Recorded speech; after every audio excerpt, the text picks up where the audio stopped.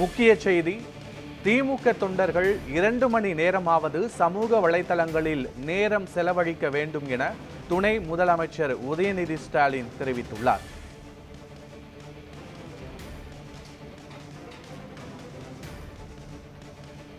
திமுக அரசு மீது அவதூறு அதிகரித்துள்ளது என்றும், அரசு திட்டங்களை மக்களிடம் கொண்டு செல்வது திமுக நிர்வாகிகளின் கடமை என்றும் துணை முதலமைச்சர் உதயநிதி ஸ்டாலின் தெரிவித்திருக்கிறார். சமூக வலைதளங்கள் மூலம் பிரச்சாரம் மேற்கொள்ள வேண்டும் என்ற உதயநிதி ஸ்டாலின் யுக்தியை பகிர்ந்திருக்கிறார்.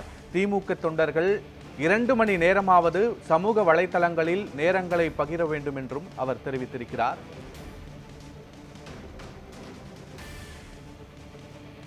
அரசு திட்டங்கள் தொடர்பான சிறு சிறு வீடியோக்களை தயாரித்து பகிர வேண்டும் என்றும் உதயநிதி ஸ்டாலின் தெரிவித்திருக்கிறார்.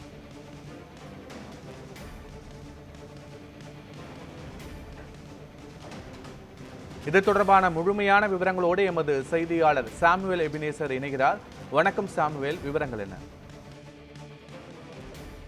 பத்மநாபன், திமுக வருகின்ற 2026 நடைபெற இருக்கக்கூடிய சட்டமன்ற தேர்தலில் அனைத்து தொகுதிகளிலும் வெற்றி பெற வேண்டும் என பல்வேறு யூகங்களை வகித்து வரக்கூடிய நிலையில் தற்பொழுது அக்கட்சி தரப்பில், அதாவது துணை முதல்வர் உதயநிதி ஸ்டாலின் தற்போது ஒரு திமுக தொண்டர்களுக்கு ஒரு அறிவிப்பானது வெளியிட்டிருக்கிறார். குறிப்பாக நாள் ஒன்றுக்கு 2 மணி நேரமாவது அவர்கள் சமூக வலைதளங்களில் நேரத்தை செலவிட வேண்டும் என்றும், அதே போல திமுகவின் சாதனை திட்டங்களை குறித்து அவர்கள் எடுத்துரைக்க வேண்டும் என்றும் பேஸ்புக், இன்ஸ்டாகிராம் மற்றும் எக்ஸ் வலைதளங்கள் போன்றவைகளில் திமுக நிர்வாகிகள் ஆர்வம் காட்ட வேண்டும் என்றும் அவர் அதாவது தங்களது நிர்வாகிகளுக்கு ஒரு அறிவிப்பானதை வெளியிட்டிருக்கிறார். ஏனென்றால் வருகின்ற 2026 ஆண்டு நடைபெறக்கூடிய சட்டமன்ற தேர்தலில் அனைத்து இடங்களிலும் தமிழகத்தில் உள்ள 236 தொகுதிகள் வெற்றி பெற வேண்டும், அதுதான் இலக்காக அவர் நிர்ணயித்து தற்போது எடுத்திருக்கக்கூடிய இந்த பயணத்தில் திமுக தொழில்நுட்ப பிரிவினர் மட்டுமல்ல இளைஞர் அணி மற்றும் பிற அணி நிர்வாகிகள் அனைவரும் இதை கடைபிடிக்க வேண்டும் என்றும், ஏனென்றால்